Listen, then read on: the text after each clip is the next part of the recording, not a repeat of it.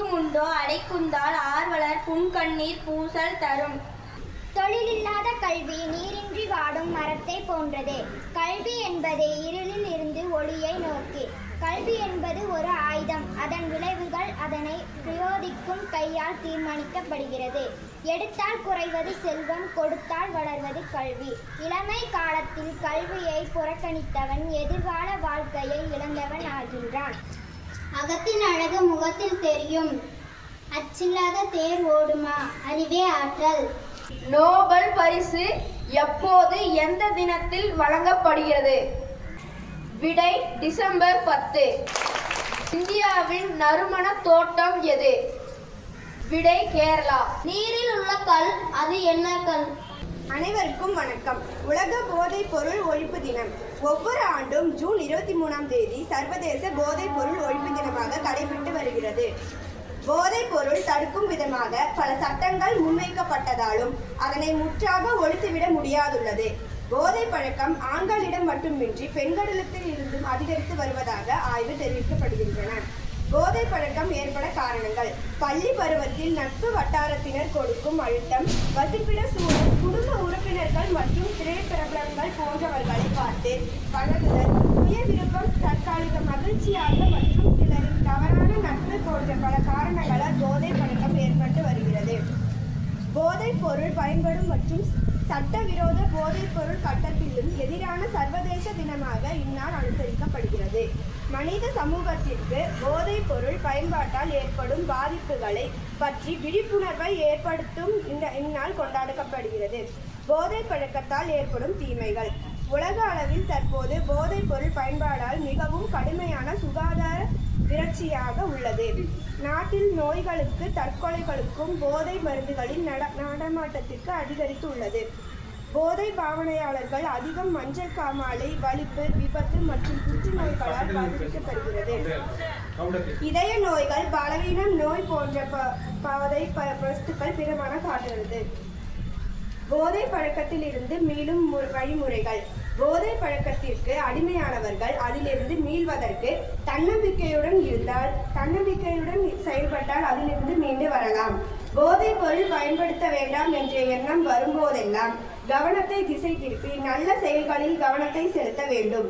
போதைக்கு அடிமையானவர்கள் அதிலிருந்து மீள்வதற்கு மருத்துவரை நாடி உரிய சிகிச்சைக்கு மேற்கொள்ள வேண்டும். வணக்கம்.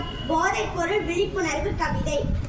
நெற்றி வியர்வை நிலத்தில் சிந்த கிடைத்த பணத்தை போதைக்கு அடிமையாக்கி உடலை கெடுத்து மதிமயங்கி குடும்பத்தை சீர்குலைக்கும் மானிடனே, உன் சுயபுத்திதான் எங்கே?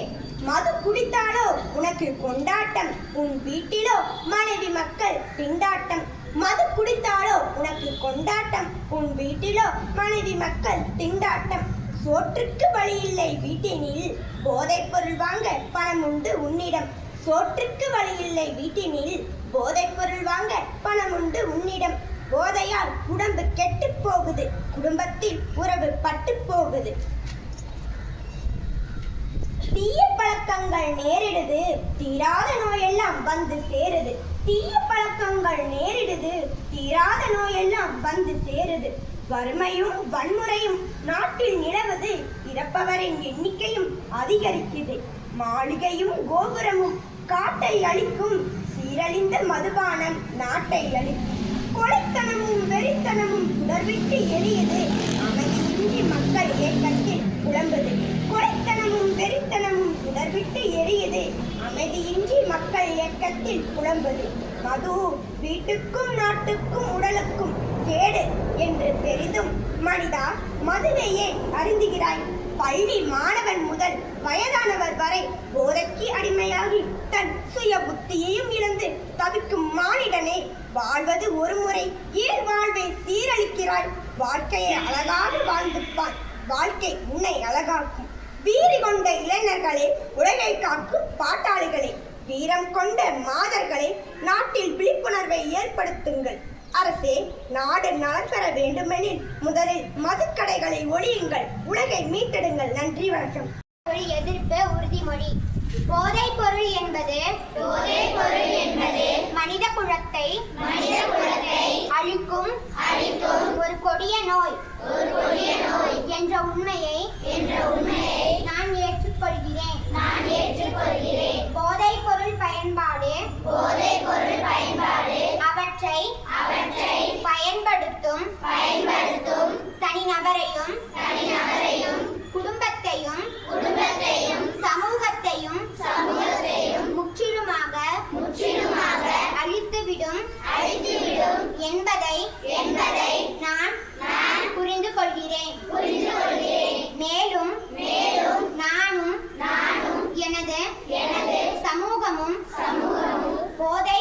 பழக்கத்தில் விழாமல் இருக்க எல்லா முயற்சிகளையும் மேற்கொள்வேன்.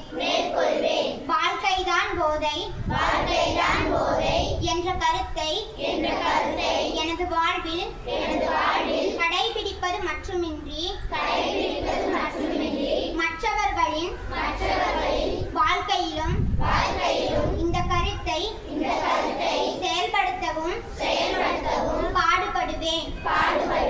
போதைப் பொருள் இல்லாத புதிய கேரளாவை உருவாக்க எனது அனைத்து திறன்களையும் பயன்படுத்துவேன் என இதன் மூலம் உறுதியளிக்கிறேன். எல்லாரும் உறுதிமொழி எடுத்துக்கிட்டீங்க. உறுதிமொழி எடுத்தா மட்டும் பத்தாது, என்ன செய்யணும்? அதை நீங்கள் வந்து ஃபாலோ பண்ணணும். எந்த வகையான போதைப் பொருள், புகையிலையாக இருக்கலாம், மதுபானமாக இருக்கலாம், அது எந்த வகையாக இருந்தாலும் நாம் அதுக்கு என்ன சொல்லணும்? நோ சொல்லணும். என்ன சொல்லணும்?